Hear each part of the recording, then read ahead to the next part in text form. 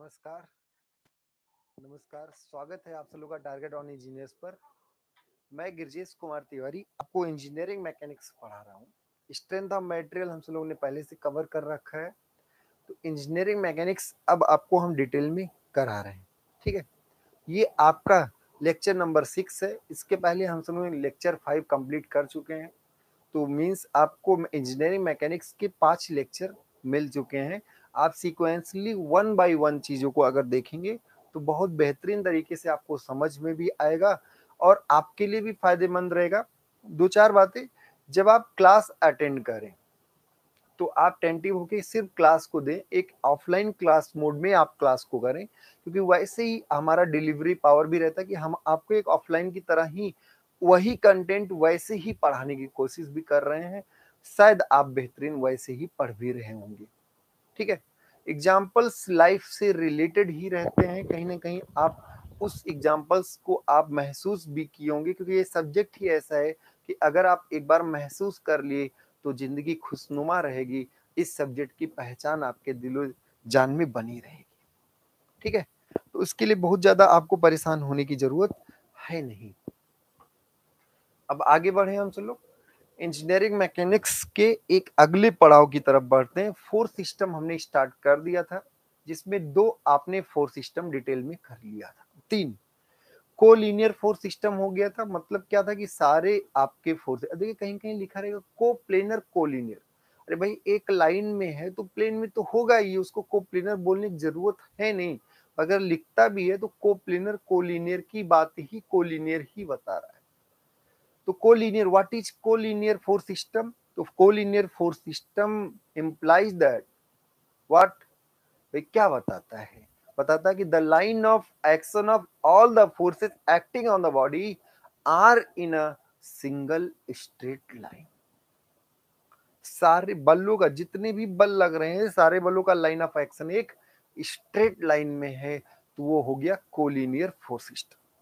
Next आपका coplanar parallel force system भी हमने आपको बता दिया था, और coplanar like parallel force system भी बताया था। कोप्लेनर लाइक फोर्स सिस्टम, तो आज के लेक्चर में हम सब लोग जो बचे हुए फोर्स सिस्टम है उसको डिटेल में करेंगे, और उसके बाद हम सब लोग रेजोल्यूशन ऑफ फोर्स की बात करेंगे। फोर्स को रिजॉल्व करने की कोशिश करेंगे। एक अकेला बल, एक अकेला बल किन्हीं 2 डायरेक्शन में अलग अलग तरीके का प्रभाव डाल देगा। ठीक है, तो किसी एक बल का किन्हीं अन्य 2 डायरेक्शन में क्या प्रभाव होगा, उस पर हम सब लोग चर्चा करेंगे। तो आज रेजोल्यूशन, और हो सकता है कि हम सब लोग कंपोनेंट भी आज पढ़ ले जाएं, कंपोनेंट तक कंप्लीट हो जाए। और चीजें खैर बहुत बेहतरीन है, बहुत आसान चीजें चल रही हैं, समझ में आपको रेगुलर आ रहा होगा। ठीक है, आगे बढ़ें, आगे बढ़ें। ठीक है, चलो भाई। तो नेक्स्ट आपका था चैप्टर 1 ही था, system of forces and their application. अभी आपका चैप्टर 1 ही चल रहा है। नेक्स्ट, अब इसको ध्यान से पढ़िएगा, वर्ड पढ़ लेंगे, मीनिंग निकालना आपको खुद ही आ जाता है, कोई बहुत कठिनाई नहीं है चीजों में। क्या है? Coplanar concurrent forces, coplanar concrete force system. ठीक है, कोप्लेनर हो, एक ही प्लेन में हो, और कॉन्क्रीट मतलब एक ही पॉइंट से होकर जाए। एक ही प्लेन में एक ही पॉइंट से, ये इंपॉर्टेंट बात तब आ जाती, ध्यान रखिए, यहीं पर लामी अप्लाई होता है।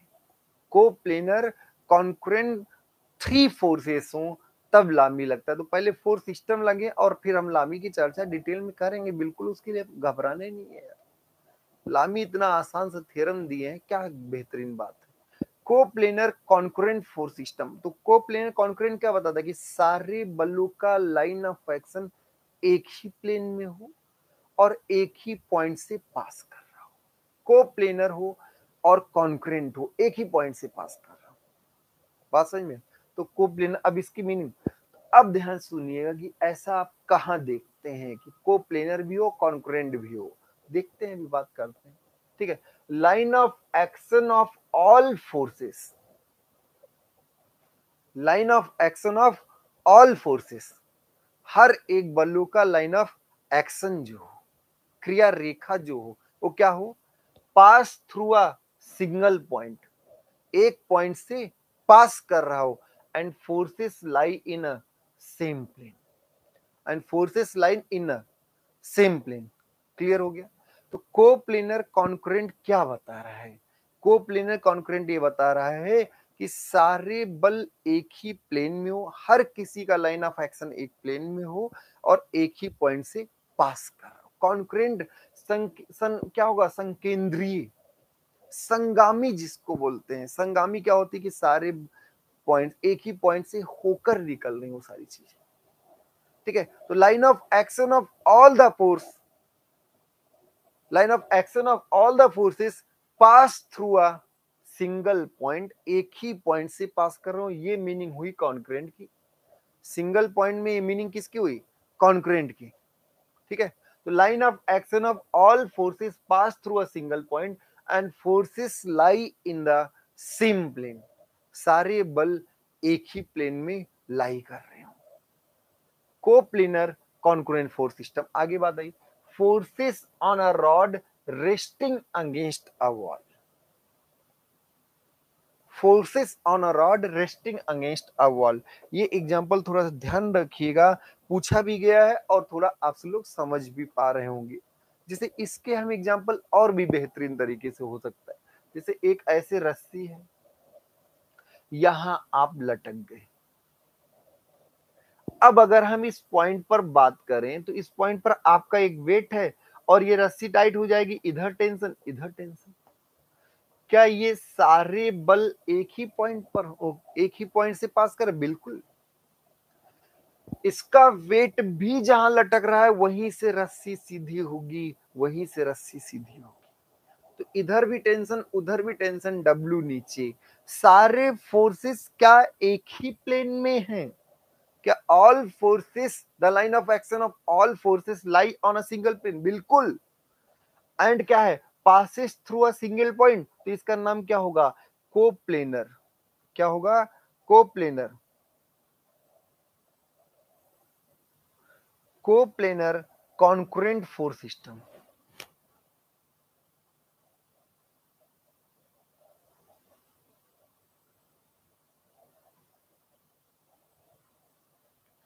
कोप्लेनर कॉन्करेंट फोर्स सिस्टम, सारे बल एक ही प्लेन में हैं और एक ही पॉइंट से क्या हो रहे हैं, पास कर रहे हैं।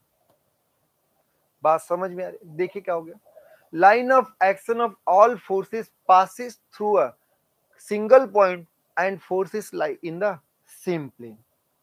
एकदम क्लियर हो गया। Next, forces on a rod, किसी एक रॉड पर बल रेस्टिंग अगेंस्ट वॉल, उस पर हम लोग चर्चा कर लेते हैं थोड़ी सी। एक बात कर लीजिए, डिटेल में कर लीजिए।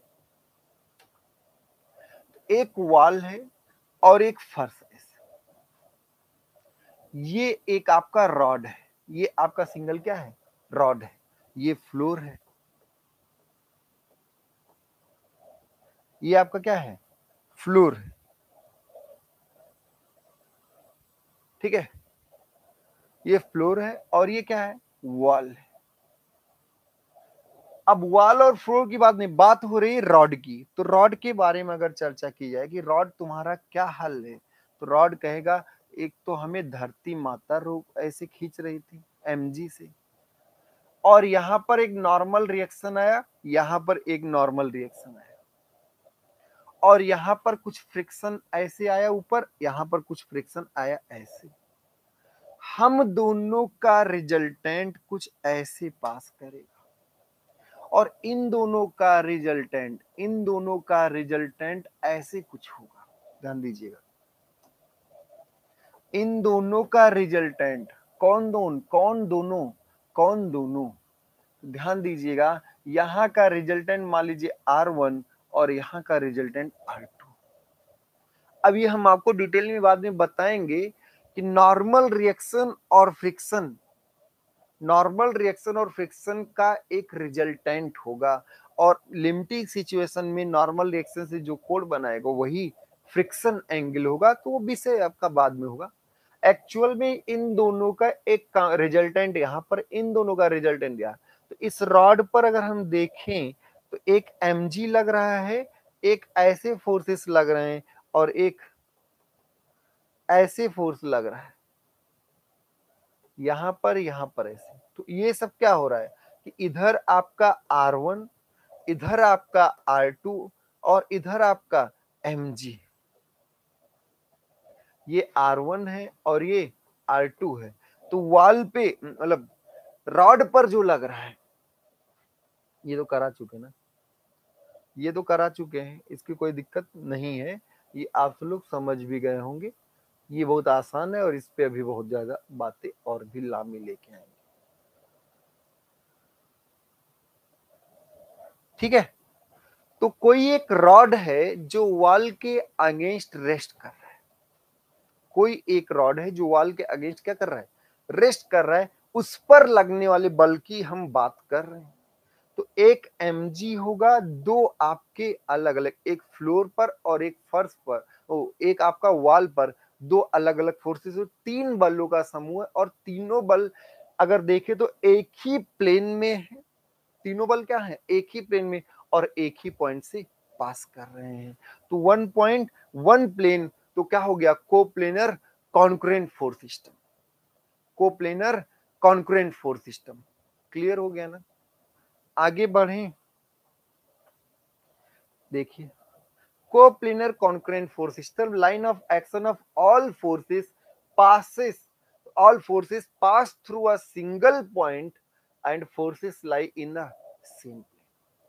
फिर क्या है, forces on a rod resting against a wall, किसी एक रॉड पर बल जो वॉल के अगेंस्ट रेस्ट कर रहा है। अगला एक एग्जांपल, कोप्लेनर हो बट नॉन कॉन्करेंट हो, coplanar non concurrent force system, मतलब क्या है कि सारे बल एक ही प्लेन में हों पर एक पॉइंट से पास ना करें, सारे बल क्या हों, एक ही प्लेन में हों। The line of action of all the forces, ठीक है, lie on a single plane but not pass through a single point. यही बात आपसे कह रही, all the forces do not meet at a point, सारे बल एक ही बिंदु पर नहीं मिल रहे हो। All the forces do not meet at a point but lie in a single plane, but lie in a single plane. अब इसको ध्यान से पढ़िएगा, ये बात क्या कह रहा है, forces on a ladder resting against a wall. तो सर लैडर और रॉड में बदलाव है नहीं, इसमें एक और बात कह रहा है। अगर यही बात आपसे हम कहें कि सीढ़ी अगर वॉल से ऐसे रेस्ट कर रही है, लैडर है कोई बात नहीं, तो ये कॉन्करेंट फोर्स सिस्टम हुआ, कोप्लेनर कॉन्करेंट। पर अगर इस पर कोई आदमी है और वो आदमी मिड प्लेन पर नहीं है, अगर मिड पॉइंट पर होगा तब भी कोप्लेनर कॉन्करेंट होगा। जब मिड पॉइंट पर होगा तो जो वेट होगा उसी में कुछ चीजें बढ़ जाएंगी, उसी में कुछ चीजें क्या होंगी, बढ़ जाएंगी। पर मिड पॉइंट के अलावा किसी जगह पर होगा, एक्सेप्ट मिड पॉइंट कहीं होगा, तो ये ध्यान रखिएगा, तब आपका सारे फोर्स एक पॉइंट से पास नहीं करेंगे, सारे फोर्सेस एक पॉइंट से पास नहीं करेंगे। तो ये ध्यान रखिए, जब आप इसी एग्जांपल को देते हुए पढ़िएगा, फोर्सेस ऑन अ लैडर, किसी एक सीढ़ी पर बल, तो forces on a ladder resting against a wall, resting against a wall when a person stand on a rung, when a person stands on a rung, रंग मतलब वही जो आपका रॉड होता है, सीढ़ी का गुल्ला जिसको बोल रहे हैं, गांव में जैसे बोल देते ना कि उसी स्टेप्स जिसको बोल सकते हैं। तो when a person stand on a rung which is not at its center of the gravity, ध्यान रखिएगा, आदमी कहीं भी खड़ा हो पर इस रंग पर, उस रंग पर हो जो सेंटर ऑफ ग्रेविटी पर ना हो, जैसे यहां पर आदमी खड़ा हो। तो आप बताइए, जब इसका फ्री बॉडी डायग्राम बनाएंगे तो क्या होने वाला है, आदमी का वेट ये W मैन होगा, W क्या होगा, मैन होगा, और यहां पर W क्या होगी, W लैडर होगा, और यहां पर कुछ ऐसे इसका रिएक्शन, यहां पे कुछ ऐसा रिएक्शन, तो चार बल होंगे और ये ऐसे कट तो करेंगे, ये दोनों पैरेलल होंगे। तो ध्यान रखिएगा, ये चारों बल एक पॉइंट से पास नहीं। हाँ ये जरूर है कि जो भी आपके बल लगेंगे वो इसी प्लेन में होंगे, सारे फोर्सेस क्या होंगे, प्लेन में। अगर यही man just centre of gravity पर हो, अगर यही आदमी जस्ट क्या हो, सेंटर ऑफ ग्रेविटी पर हो, तो गारंटीड आपका ये क्या हो जाएगा, कोप्लेनर कॉन्करेंट फोर्स सिस्टम। ये आपका पिछला केस ही हो जाएगा। थोड़ा सा आप भी जब एग्जाम में अपियर हो तो बहुत चीजें बहुत बेसिक बेसिक तरीके से पढ़िए। हम आपको बताएंगे क्यों तीन फोर्सेस एक ही पॉइंट से जाएंगे, वो सब बातें करेंगे।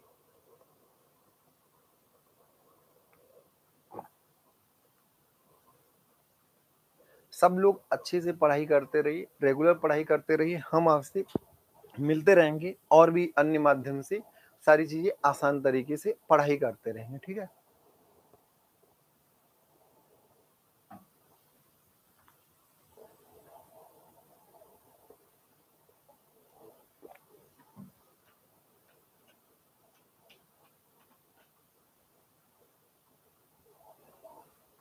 चलिए भाई, ये क्लियर हो गया ना।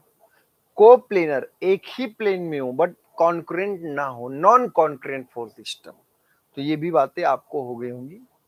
अगर आप देखिए फोर्सेस ऑन अ रॉड, ये पूछा भी गया है, तो forces on a rod resting against wall, कोई एक रॉड आप वॉल के अगेंस्ट उसको ऐसे खड़ा कर दी, तो वो आपका कोप्लेनर कॉन्करेंट होगा, क्योंकि थ्री फोर्स मेंबर होगा। और जब आपका एक लैडर है और उस पर आदमी है और वो आदमी एग्जैक्टली मिडवे में नहीं है, एग्जैक्टली आधे रास्ते में नहीं है, तो उस सिचुएशन में आपका होगा वो coplanar non concurrent force system. अगला, नॉन कोप्लेनर पैरेलल फोर्सेस। अरे नॉन कोप्लेनर पैरेलल फोर्सेस, इसका क्या मतलब हुआ कि सब कोई एक ही प्लेन में ना हो, सब कोई एक ही प्लेन में ना हो। नॉन कोप्लेनर मतलब एक प्लेन में ना हो, बशर्ते पैरेलल जरूर हो, बशर्ते पैरेलल। अब आप एक बार फील करिएगा, महसूस करिएगा, आप अपने क्लासरूम में जाइए, सब लोग बेंच पे बैठे, एक सिंगल बेंच की बात करें तो सिंगल बेंच में जितने लोग बैठे हैं, सिंगल बेंच में जितने लोग बैठे हैं, सबका लाइन ऑफ एक्शन एक प्लेन में होगा।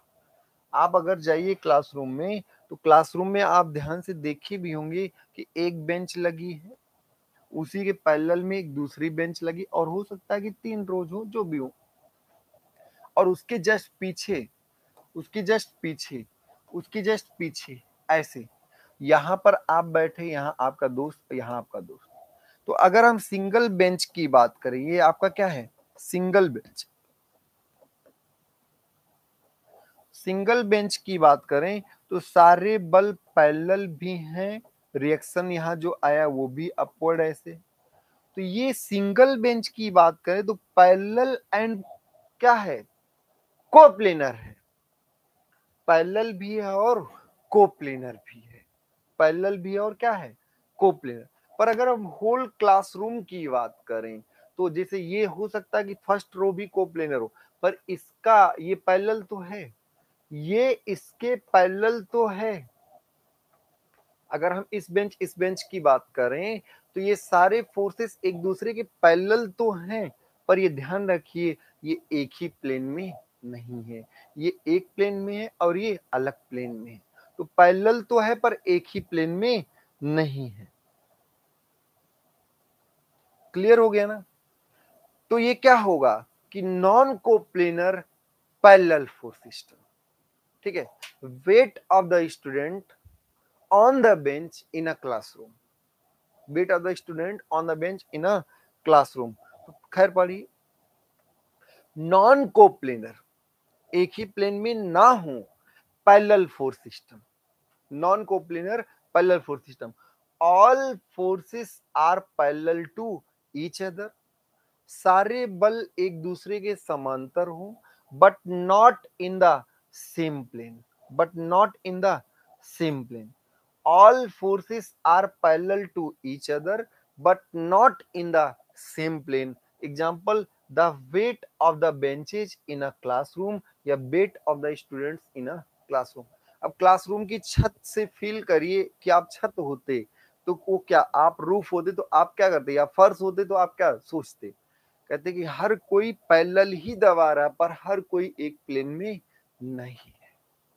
Non coplanar parallel force system. अगला, चलो भाई ये भी हो गया। अब आते हैं non coplanar concurrent force system.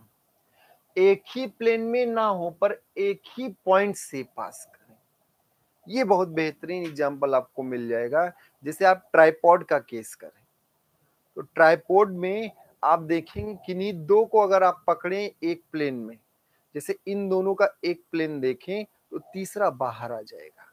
अगर हम इन दोनों का प्लेन देखें तो ये बाहर आ जाएगा। अगर हम इन दोनों को एक प्लेन में लें तो ये बाहर आ जाएगा। ट्राइपॉड के केस में अगर आप देखें तो तीनों एक प्लेन में हो ही नहीं सकते। पर क्या सारे तीनों बल एक ही पॉइंट से पास कर रहे हैं? क्या तीनों बल एक ही पॉइंट से पास कर रहे हैं? आप ट्राइपॉड देखी भी होंगे, कैमरामैन ऐसे ऐसे फ्लोर पर रख रहा होता है। तो आप क्या बोल रहे हैं, क्वेश्चन क्या बोल रहे हैं कि ट्राइपॉड का केस एक ऐसे ही बाहर की तरफ है।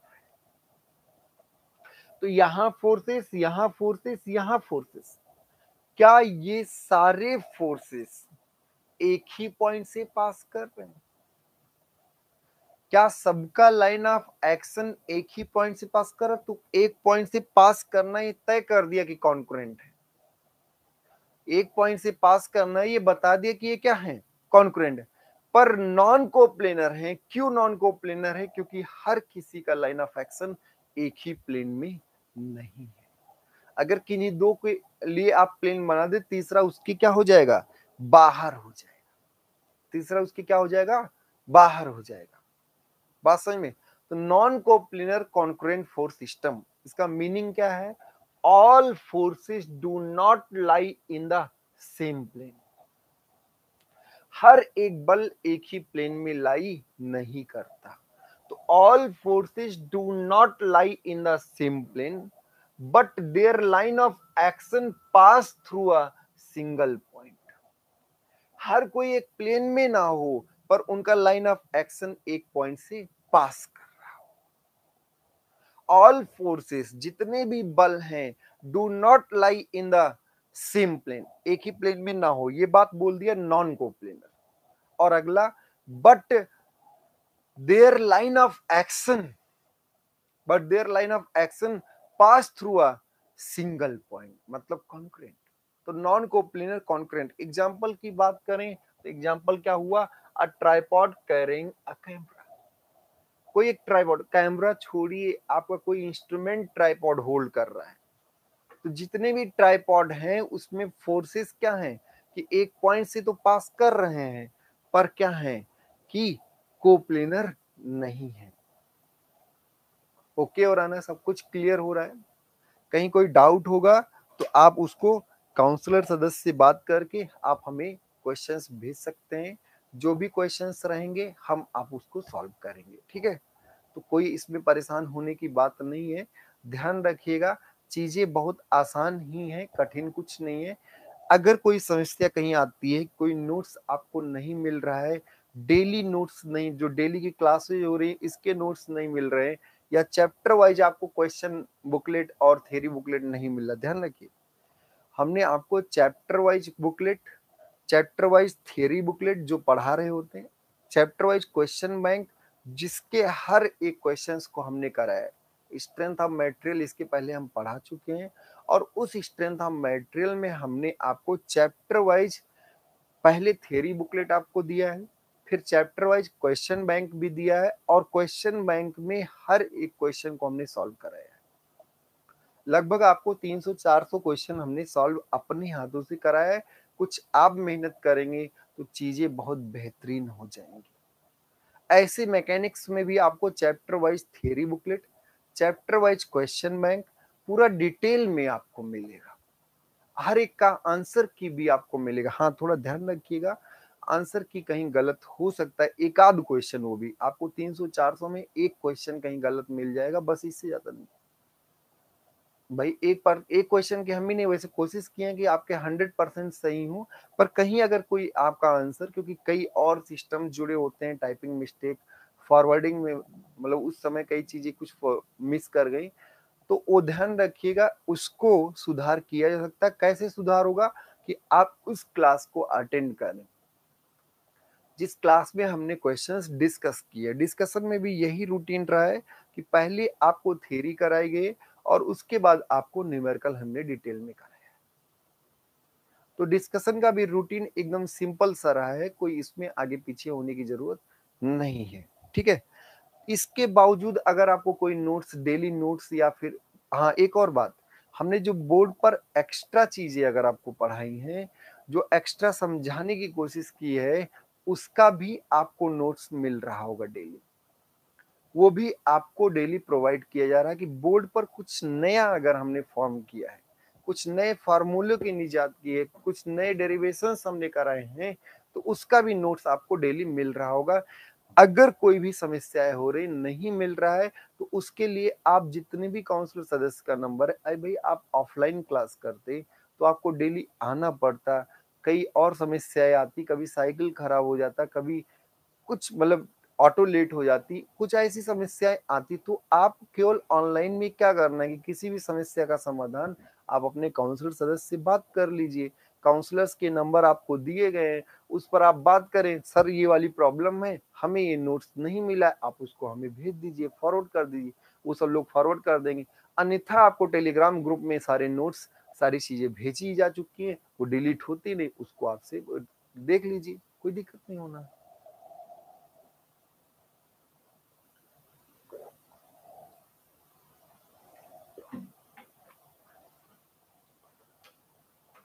समझ में आ रही चीजें, समझ में आ रहा है ना सब कुछ। चलो भाई, तो अब हम सब लोग non coplanar concurrent force system पढ़ चुके। अब लास्ट वन आपका है नॉन कोप्लेनर भी हो और नॉन कॉन्करेंट भी हो, एक प्लेन में भी ना हो और एक पॉइंट से पास भी ना करे। ठीक है, non coplanar non concurrent force system. ठीक, समझ में तो आ रहा होगा, मजा भी आ रहा होगा, अगर आप फील कर रहे होंगे, महसूस कर रहे हो, सब्जेक्ट आपको फीलिंग पूरी आ रही होगी, मजा आ रहा होगा। ठीक है, तो ऑल फोर्सेस, अब इसका मीनिंग अगर आप कैरेक्टरिस्टिक की बात करें कि लक्षण क्या है, तो नॉन कोप्लेनर भैया हर कोई एक प्लेन में नहीं होगा। Non coplanar non concurrent forces, non coplanar non concurrent, all forces do not lie in the same plane, all forces do not lie in the same plane and their line of action do not pass through a single point। हर कोई, हर किसी का line of action एक plane में ना हो, पहली बात, और उनका लाइन ऑफ एक्शन एक पॉइंट से पास ना करे।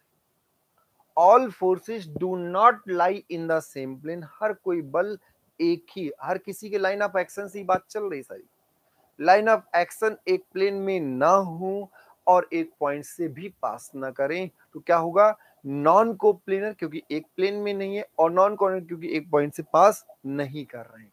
तो non coplanar non concurrent force system means क्या हुआ, all forces do not lie in the same plane and their line of action do not pass through a single point. जैसे आप example करें, forces acting on a moving bus, किसी moving बस पर आप बलों के बारे में सोच लीजिए एक बार।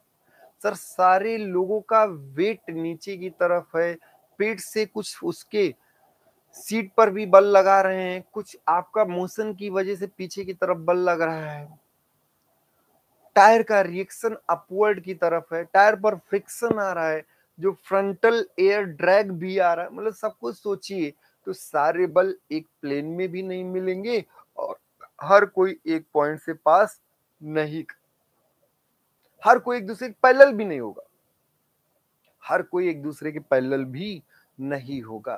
तो एकदम आसान सा आप मूविंग बस के बारे में फील कर लीजिए, तो आपको एहसास हो जाएगा कि सारे बलों का समूह जो है वो आपका नॉन कोप्लेनर भी है और एक पॉइंट से पास भी नहीं कर रहा है। Non coplanar non concurrent force system, clear हुआ? आगे बढ़े, हम सब लोग और डिटेल में करते हैं। ठीक है। नेक्स्ट आपका आ गया resolution of forces. Resolution of forces, ठीक है। तो अब रेजोल्यूशन होता क्या है, बलों का वियोजन क्या है, resolution of force system, resolution of force system.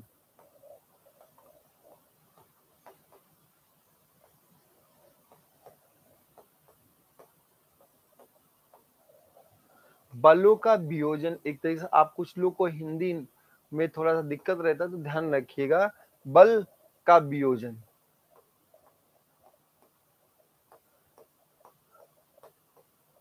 अभी हम केवल एक बल की ही बात चल रही है, अभी सिस्टम ऑफ फोर्सेस तो केवल जानेंगे कब कौन सा सिस्टम होगा। तो रेजोल्यूशन ऑफ फोर्स क्या है, इस पर हम सब लोग ध्यान देते हैं। जैसे कोई एक बल है आपके पास, इस बल का परिमाण, इसकी लंबाई f है और ये डायरेक्शन है कुछ। अब ये बल अपनी दिशा में एक्सिलरेट ए कराने की टेंडेंसी रखता है और m इंटू ए जो हो जाएगा वो f के बराबर हो जाएगा। ये आपने सेकेंड लॉ से पढ़ा। पर किसी ने कहा कि गुरुजी ये बताओ इसका इस डायरेक्शन में क्या प्रभाव होगा और इसका इस डायरेक्शन में क्या प्रभाव होगा। ये मान लीजिए अल्फा हो और ये मान लीजिए क्या हो, बीटा हो।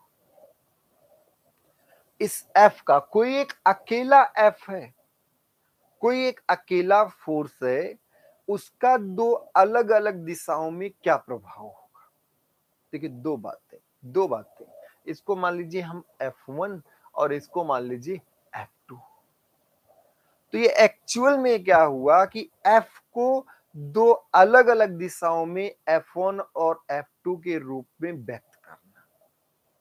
किसी एक सिंगल फोर्स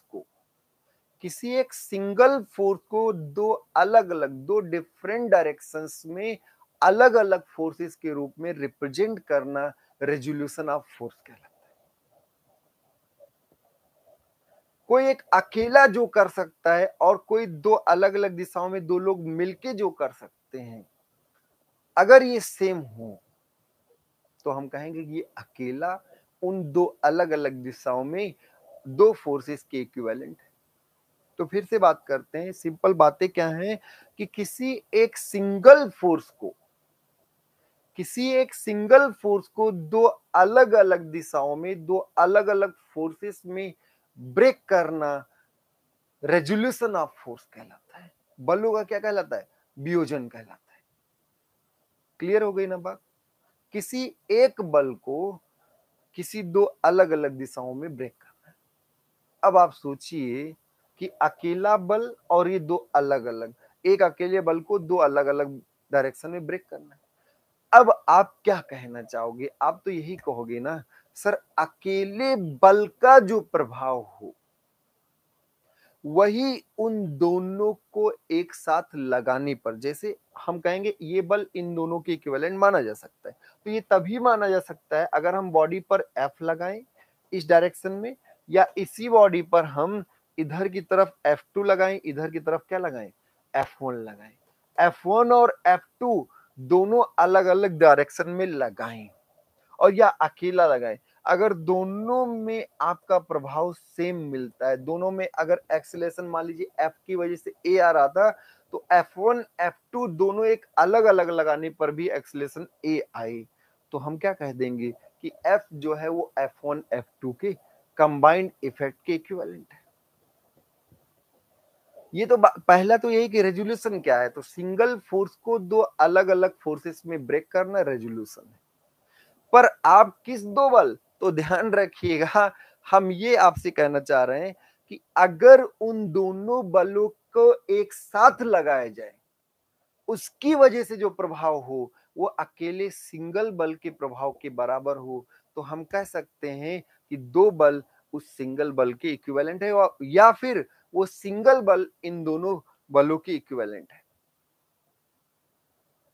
किन्हीं दो अलग अलग दिशाओं में ब्रेक करना रेजोल्यूशन, और किन्हीं दो बलों का कंबाइंड इफेक्ट एक अगर सिंगल बल के इक्विवेलेंट है तो वह एक सिंगल बल इन दोनों बलों के इक्विवेलेंट है, या ये दोनों बल उस सिंगल बल के इक्विवेलेंट है।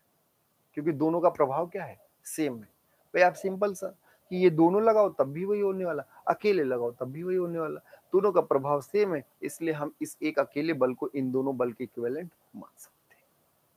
इस अकेले बल को इन दोनों बल के इक्विवेलेंट क्या कर सकते हैं, मान सकते हैं। क्लियर हो गई ना बात। तो अब यहां से बातें थोड़ी सी बदलेंगी और थोड़ा सा और बात रहेगा। एक अकेला बल,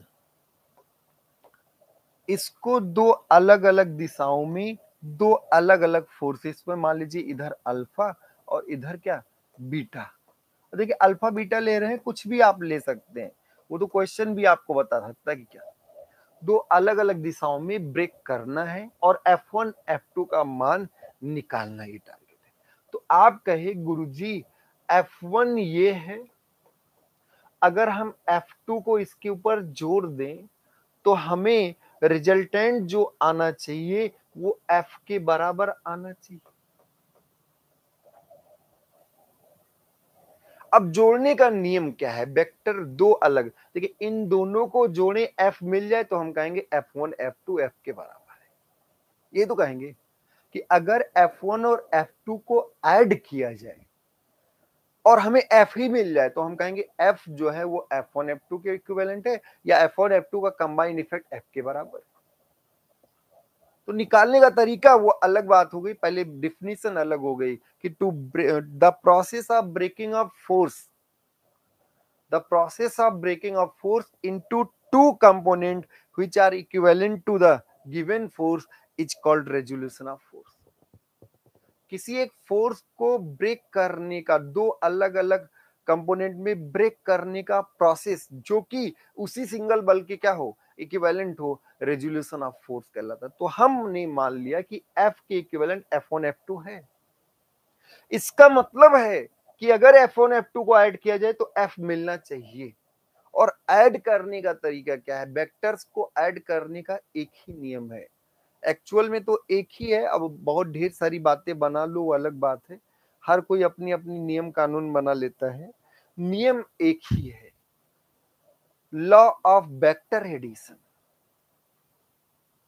वेक्टर के जोड़ने का नियम सिर्फ एक है। अगर दो वेक्टर्स को आप ऐड करना चाहते हैं, किन्हीं दो वेक्टर्स को ऐड करना चाहते हैं, ऐड करने का मतलब उन दोनों वेक्टर का एक सिंगल सोल इफेक्ट आप जानना चाहते हैं कि अकेले क्या करेगा, तो किन्हीं दो वेक्टर्स को ऐड करने का एक नियम है। क्या नियम है कि पहले वाले के दो हैं तो दो में से किसी एक को, कुछ भी करी, किसी एक के हेड पर दूसरे के टेल को लगा मिलाते हुए आप बनाएं, ऐड करें।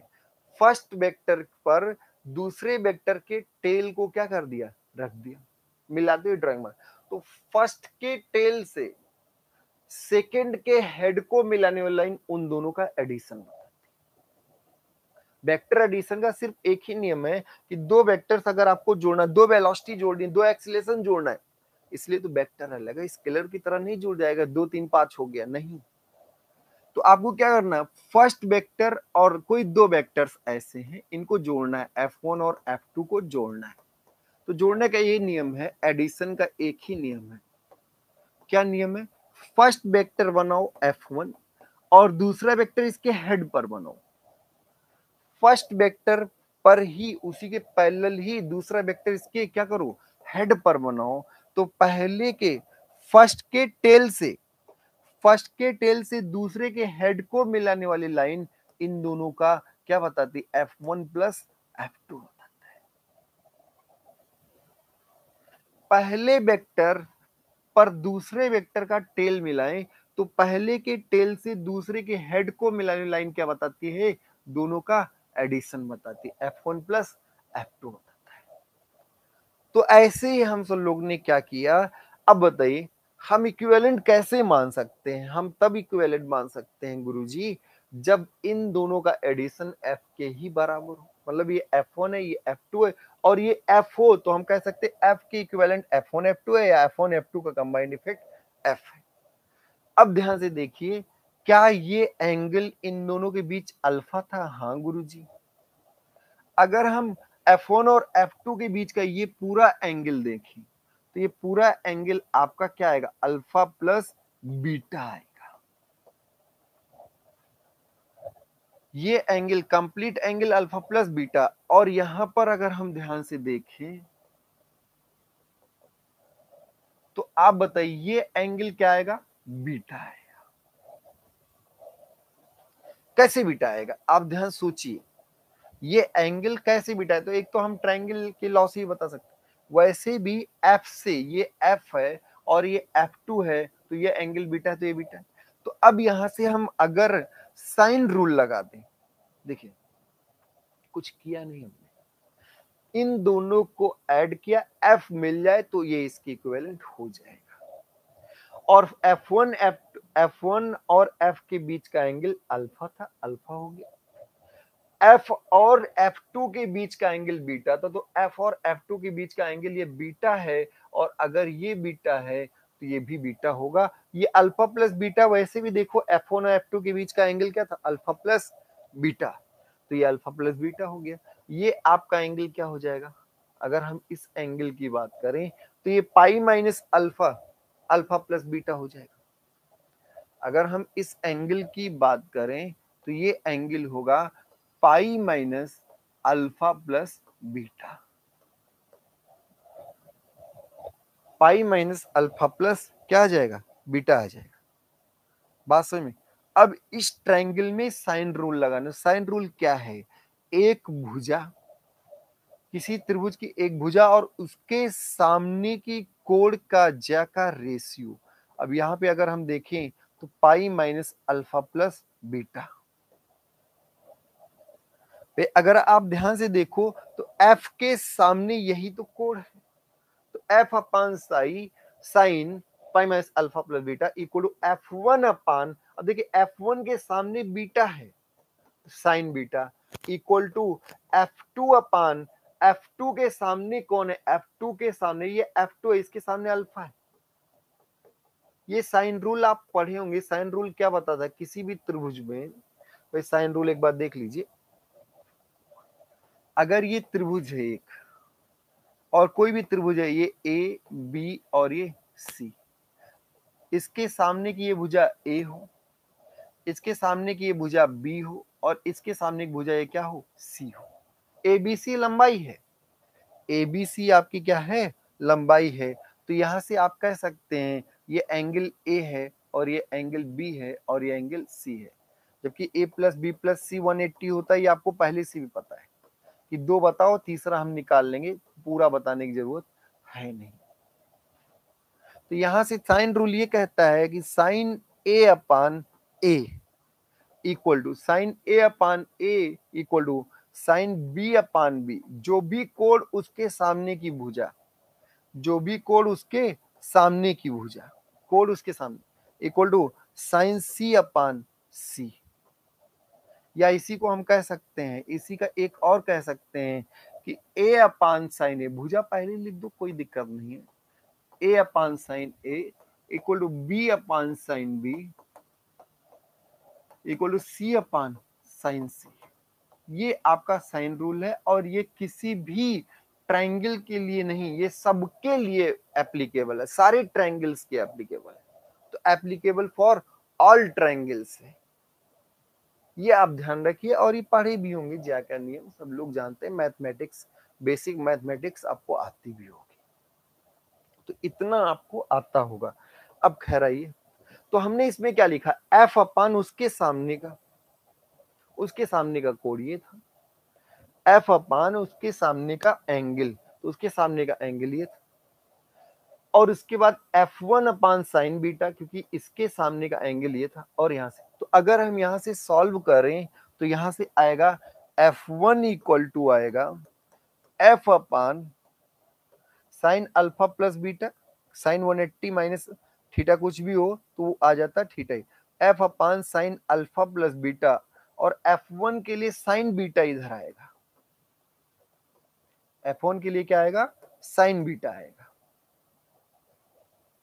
ऐसे अगर आप F2 लिखना चाहते हैं तो F2 जो आएगा वो आएगा F upon sine alpha plus beta, तो रहेगा ही रहेगा साइन अल्फा प्लस बीटा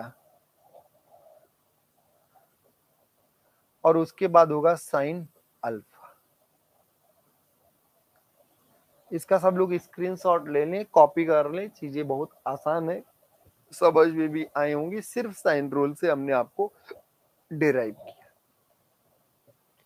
किसी एक फोर्स को दो अलग अलग फोर्सेस में रिजॉल्व करना, किसी और डायरेक्शन में रिजॉल्व करना, तो हमने क्या मान लिया कि दोनों फोर्सेस का एडिशन उस फोर्स के बराबर आ जाए, तो जान लीजिए कि उस फोर्स को उन दोनों फोर्स के टर्म में रिजॉल्व किया जा सकता है। ठीक है, हमें लगता है कि आप लोगों ने कर लिया होगा इसको। तो अब हम अगला एक केस करते हैं। अब किसी एक फोर्स को, फिर से इसको आप ध्यान ध्यान से देख लीजिए, ये एक फोर्स एफ है, इसको हमें क्या करना है, रिजॉल्व करना है। किस में रिजॉल्व करना है, दो अलग अलग फोर्सेस में, एक अल्फा पर और एक बीटा पर। ये मान लीजिए F1 है और ये मान लीजिए F2 है। तो ध्यान रखिएगा F1 जो होगा, देखिए F upon sine alpha plus beta तो आपको लिखना ही लिखना है। F upon sine alpha plus beta, alpha plus beta क्या है, होल एंगल है। अल्फा प्लस बीटा क्या है, होल एंगल। तो F अपान साइन अल्फा, और F1 के लिए अपना एंगल नहीं, दूसरे का एंगल। दूसरे की सबको पसंद आती है, तो वही बातें हैं कि F1 जो आएगा वो F upon sine alpha plus beta तो होगा ही होगा, और इनटू ये वाला एंगल साइन, ये एंगल। अब देखिए दूसरे का एंगल बीटा। ऐसे अगर F2 निकालना हो, ऐसे अगर आपको F2 लिखना हो तो F2 क्या लिखेंगे, F upon sine alpha plus beta तो लिखना ही लिखना है। F upon sine alpha plus beta तो सबको लिखना ही लिखना है। उसके साथ साथ यहाँ क्या लिख देंगे, साइन, अपना एंगल नहीं, अपना एंगल नहीं, F2 का इसके साथ जो एंगल है, तो ये आपका साइन अल्फा। इजी है, याद कर लेंगे हमारे ख्याल से। अब यहाँ पे अगर हम आपसे एक क्वेश्चन दें और उस क्वेश्चन के बारे में बात करें कि अगर हमारा ये 10 किलो न्यूटन का बल है, 10 किलो न्यूटन का बल है, इसको आप दो अलग अलग एंगल्स पर ब्रेक करिए। ये 30 डिग्री है और ये 15 डिग्री है। ये क्या है, 15 डिग्री।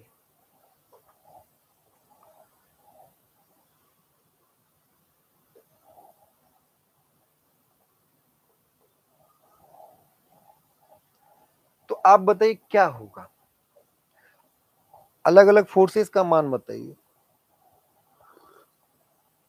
मतलब आपको 10 किलो न्यूटन को दो अलग अलग डायरेक्शन में रिजॉल्व करना है, तो आप क्या लिखेंगे, 10 अपान साइन 30 प्लस 15 तो करना ही करना है,